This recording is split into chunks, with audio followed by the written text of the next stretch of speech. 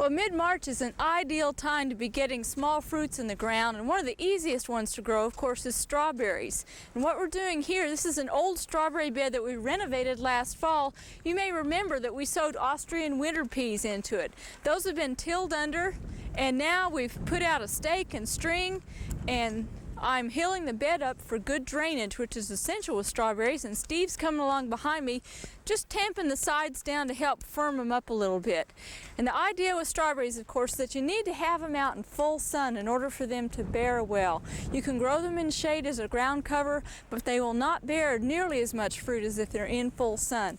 You want to make sure that you rototill the soil to a depth of about 12 to 16 inches and work some fertilizer in ahead of time. Now, we worked in some manure and Austrian winter peas on ours ahead of time, so it should have good fertility. But just to give you a guideline, if you're using a combination fertilizer such as triple 10 or triple 13, if you'll just put about a ½ pound per 100 square feet down before planting, that should give the berries plenty of fertility. Now, we've healed them up because the essential thing with strawberries is that they do have good drainage.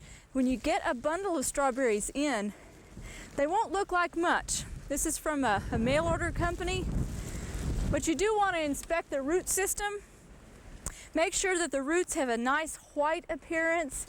If they've turned brown or yellowed looking, it could be they have rotted in storage. These are very healthy looking. Now I'm going to put these back in plastic because we're not going to plant those just today. And if you get your strawberries in and it's not a good day for planting, if it's going to be really cold out, like the day we're taping this show, you can store them in the refrigerator or keep them someplace cool and moist.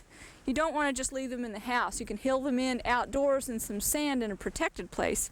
Now, before you plant, you want to soak them in a bucket of water. That does two things for you. That helps the roots to soak up moisture, and you want to do this for maybe just a ½ hour before planting. And it helps separate them out as you get ready to plant them out in the garden. And a bundle of plants usually has 25 plants in it. That's enough to plant about 30 feet of row. So that'll give you a good idea. For one family, for fresh eating, that's probably plenty of strawberries. But if you want to do jam and things like that, you probably need several bundles. Make sure that you get 3 varieties to spread your season out. 3 of our favorites here in the Oklahoma Gardening Studio are Early Glow, which is a wonderful tasting early strawberry, then Sure Crop as a mid-season strawberry, and finish up with Late Glow, which tastes like Early Glow but comes on a little later in the season. You still have about a 4-week picking window with those 3 varieties as a lineup. Now, the ones that we're going to plant here, you want to make sure that you have the right depth. And I've got a little example here, and this is the classic illustration that you usually see in books on small fruits or in catalogs. And we've lined out a ruler here, and we want to emphasize that the growing point of a strawberry is right here at the crown. You can see a tiny little tuft of leaves right there. And you want to make sure that you don't bury that in the soil. If this ruler were your soil line and you buried that beneath the ground, the plant might smother and never grow. Likewise, if you plant it too shallow and you have the roots exposed, if these roots dry out up here, these roots down here might take up water, but they'll die up above ground, and you won't get good growth up above. So you want to plant it right at the soil line with the crown just above it and the roots just below. So let's get started putting a few of these in. I'm not going to do all of them just for the sake of time, but I do want to give you some tips on planting so you'll have success. Now, notice we have hilled the soil up pretty well. You want to plant your strawberries about 12 inches apart.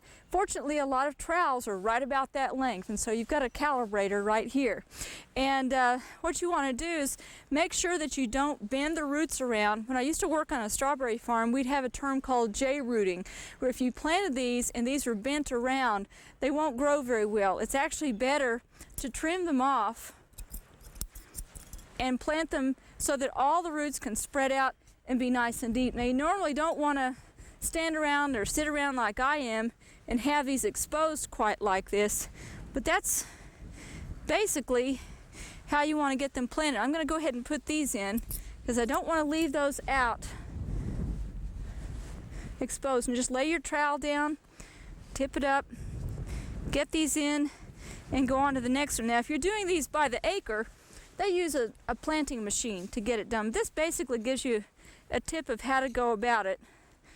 Main thing is leave that crown above the soil line, and then follow up if you want with 1 cup of warm water and a little bit of fertilizer mixed in as a starter solution to get them going.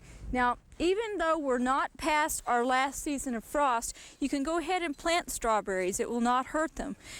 Sub-freezing temperatures, however, could cause damage, and so if you get these in and we're still going to have some weather down in the teens, you might want to keep them in a protected spot for a day or two.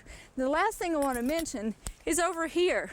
This is some sunrise strawberries that we've had in here for a number of years. This will probably be their last year in the studio garden, and then we'll renovate this bed. And in mid-December, after we'd had several good frosts, we mulched over these with pine straw. And this is St. Patrick's Day weekend, and that's the rule of thumb we give people for the date to remove the mulch from your strawberries. Take a look at these. They look nice and green and healthy. The mulch has helped hold in the moisture through the winter time, and they're ready to get up and grow. Now, one tip I want to give you on strawberries that are already established is do not feel tempted to fertilize them in the spring. If you do and you put on nitrogen, all the growth will go into foliage, and your fruit that does develop will not be as tasty, and it will be soft in texture. And so wait until after harvest and then put on a light sprinkling of fertilizer before you get going.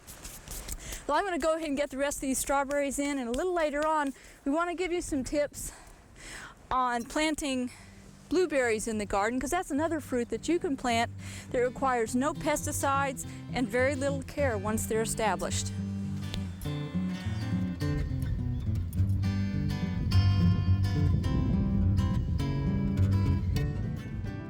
We hope you've enjoyed this classic from the Oklahoma Gardening Vault. Remember, even though these tips and techniques are timeless, there's always something new to learn in the world of gardening. By subscribing to both Oklahoma Gardening and OK Gardening Classics, you'll have access to a wealth of gardening knowledge, both classic and contemporary.